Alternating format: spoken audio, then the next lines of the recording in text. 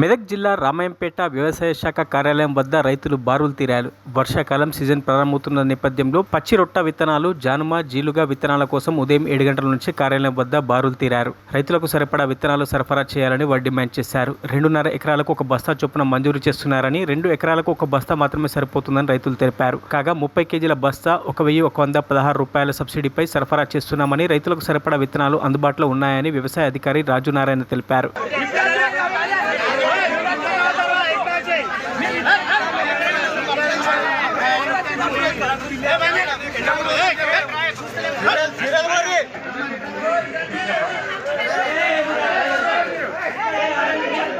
రోహిణి కార్తీక ప్రారంభోత్సవం ముందటి రోజు అధికారులు జీలుగా విత్తనాలు తెప్పించుకొచ్చినందుకు వాళ్ళకు కృతజ్ఞతలు. ముఖ్యంగా మా ఏడీ గారికి ప్రత్యేక ధన్యవాదాలు. రైతులకు ఏ సమస్య వచ్చినా ముందుంటారు ఏడీ గారు. ఆయనకు మా రాజనరసింహ సార్ గారు కదా, రాజనరసింహ సార్ గారికి ప్రత్యేక వందనాలు.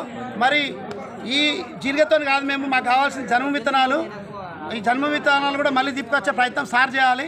అట్లాగే ఫర్టిలైజర్ షాప్లలో నకిలీ విత్తనాలు అమ్మకుండా చూడాలి సారు.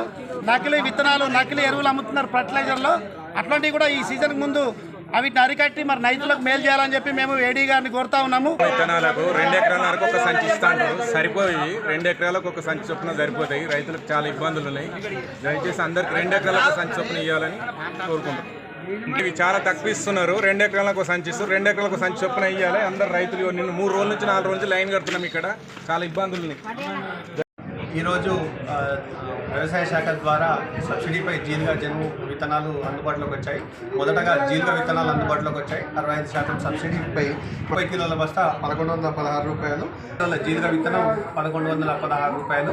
ఇది 2.5 ఎకరాలకు సరిపోతుంది. కావాల్సిన రైతులు తమ పట్టదారు పాస్ పుస్తకం, ఆధార్ కార్డ్ వివరాలను విత్ ఫోన్ నెంబర్తోని వ్యవసాయ కార్యాలయంలో సంప్రదించినట్టయితే ఆన్లైన్ పర్మిట్ ఇవ్వడం జరుగుతుంది.